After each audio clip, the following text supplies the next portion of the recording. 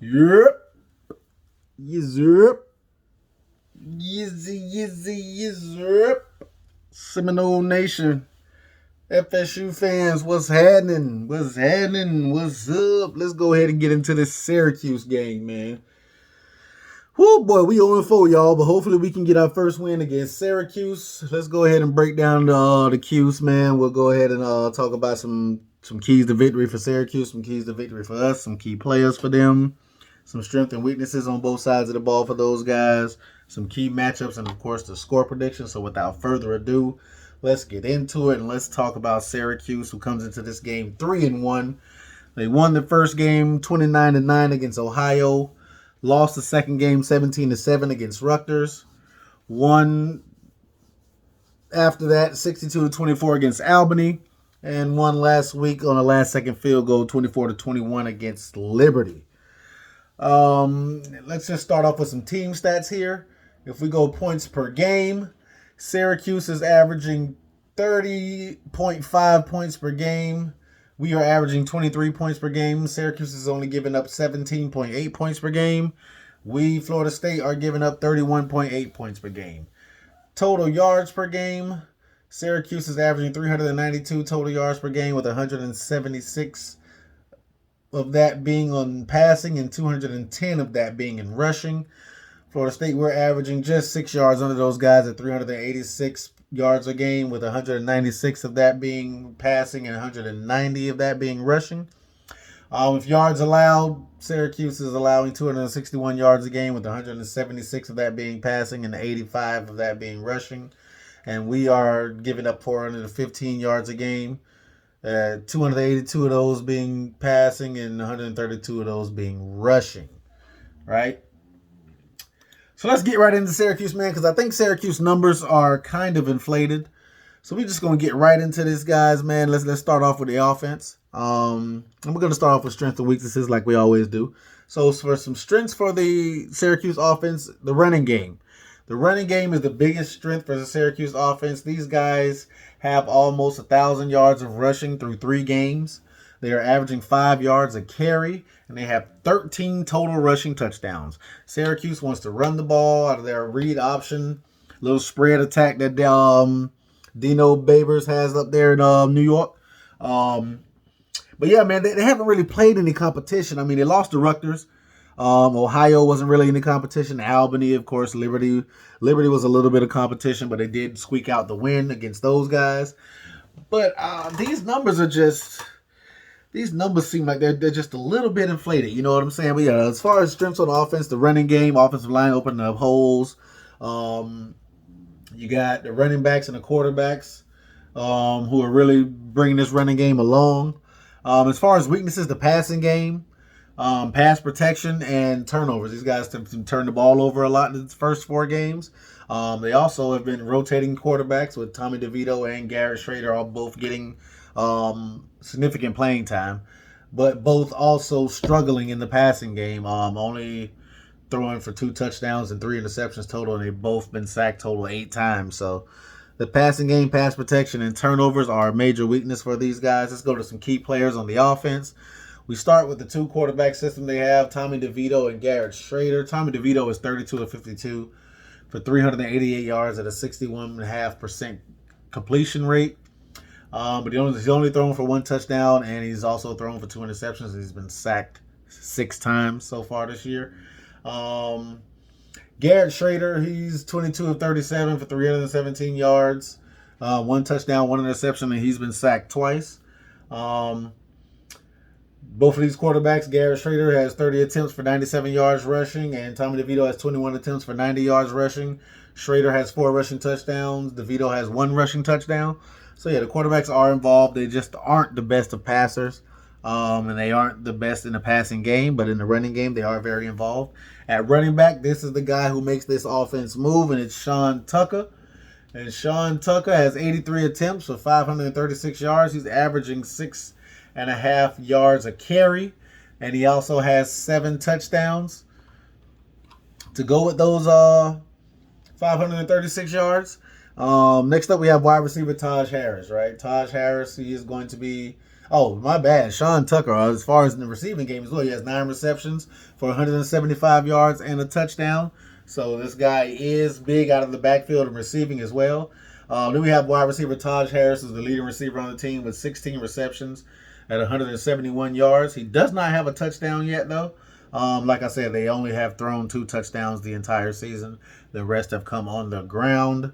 And that is the offense for Syracuse. Like I said, these numbers are kind of inflated just because of the competition that they've played. They've only played one Power 5 team so far, and that was Rutgers, and that was a loss, and they only scored 7 points.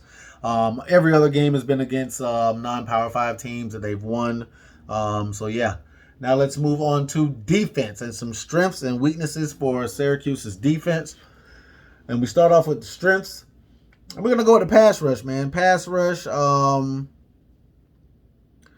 whole defense is playing well so far, to be honest with you, man. These guys have only given up 261 yards a game, only 85 on the ground, only 176 through the air. So their whole defense has been playing well. But again, like I said, these numbers could be misleading because of the competition that they played, only playing one Power 5 team, and that being Rutgers at that, which is probably bottom tier Power 5, and they lost that game 17-7. But they are putting up good numbers. I ain't taking nothing away from them because you got to line up and play the person across the field from you. If you strap that chin strap, you got to play it. So it is what it is. Now, let's move on to some weaknesses. Creating turnovers is a big weakness for these guys. So far, they've only created 3 turnovers through 4 games and through 4 games against lesser competition, in my opinion.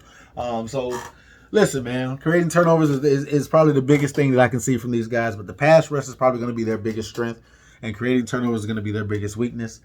And let's move into some key players on the defense. On the D-line, you got Cody Roscoe. Cody Roscoe is second on the team in tackles with 20 total tackles. He has 4.5 sacks. You heard that right. Through 4 games, Cody Roscoe has 4.5 sacks. Again, these numbers may be a little misconstrued because of the competition, but I ain't taking nothing away from the young man. He got 4.5 sacks. Then we move on to Josh Black. And Josh Black has 15 total tackles, and he has a sack and a half.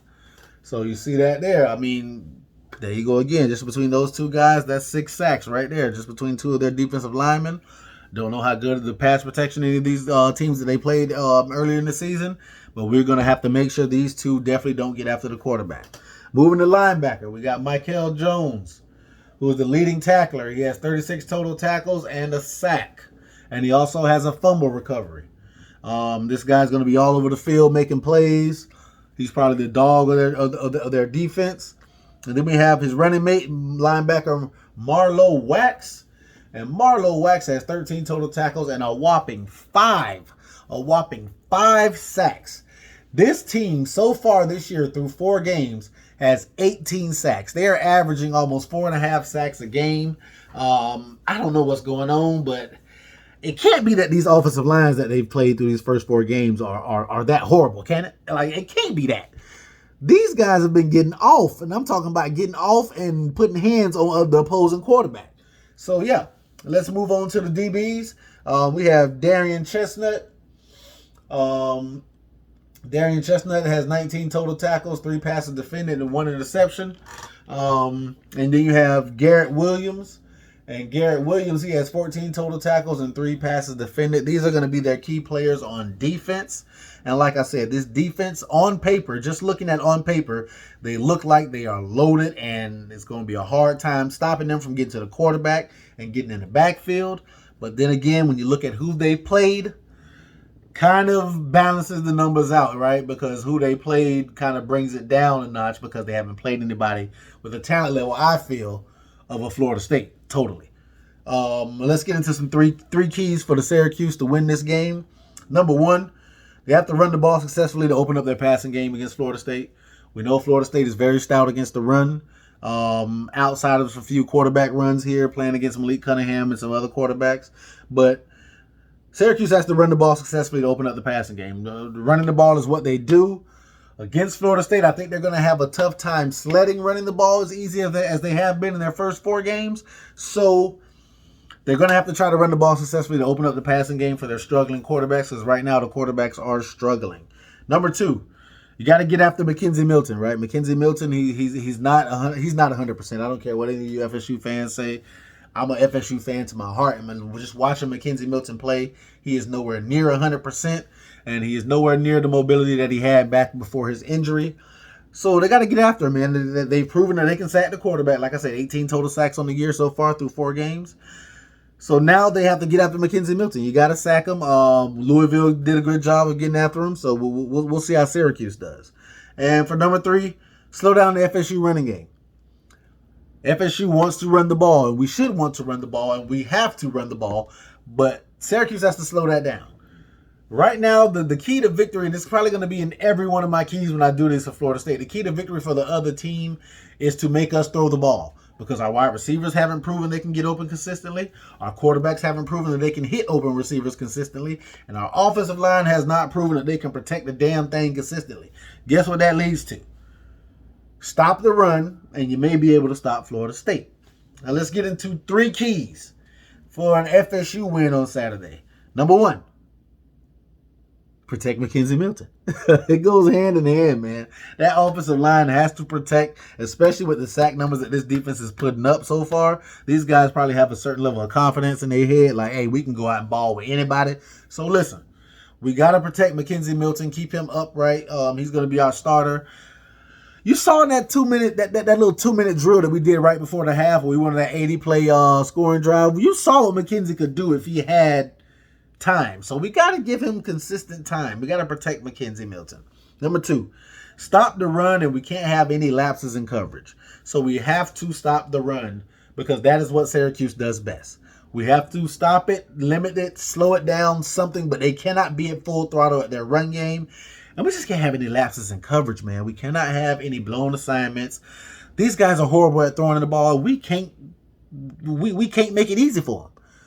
If we play assignment football in the back end with no lapses, then we take the throwing game away. Then we can stack the box and play the running game the way we want to play the running game. But we just can't have those mental lapses of guys being out of place, or guys not being in the correct zone, or not being able to cover anybody. But we cannot have those lapses in coverage. And number 3, we got to create some turnovers, man. We have to create some turnovers, whether it be a fumble, whether it be an interception. These quarterbacks have shown that they're prone to throw interceptions. So we got to get after these guys and create some turnovers and give the ball back to our offense and get our defense off the field. I think that doomed us last week against Louisville. Our defense was on the field forever because we could not create a turnover, and we could not get a stop on 3rd down. So, yeah, we got to create turnovers, man. Now let's move on into 2 key matchups I am looking forward to watching into this game on Saturday. Number 1, FSU's run defense versus Syracuse's run game, right? Mano e mano, bully e bully. Let's see what you got. Let's line up smash mouth football and FSU's run defense versus Syracuse's run game. We know the strength of FSU defense is their run defense. We know the strength of Syracuse's offense is their run offense. You put them 2 together and somebody gonna fold. So I'm just curious to see who it'll be. The second key matchup, FSU's passing game versus Syracuse's passing defense. When I say Syracuse's passing defense, I'm also talking about their pass rush. Can we protect Mckenzie Milton? And then can our receivers and our tight ends that we put out on routes get open? That's simple. I want to see it, man. I want to see, first of all, if Syracuse's pass rush and pass defense is up to the hype. It lives up to the hype. And I just want to see us successful throwing the ball down the field, man. I don't know when the last time I've seen Florida State successful with throwing the ball down the field to wide receivers. I just want to see it, man. So those are my 2 key matchups. And now for the grand finale. You already know my score prediction. I have FSU winning this game. Florida State winning this game 28-24. Lord, we can't go 0-5. If we going 0-5, I don't see nowhere up from here. That's my pick, though, y'all. 28-24. Y'all get in the comments. Let me know anything y'all have to say about this game. Any previews or predictions y'all have about this game, man. Remember to like, comment, share, subscribe. Hit that notification bell. And, yeah, y'all already know, man, this is real. And I got a damn sports opinion. Let's go Noles.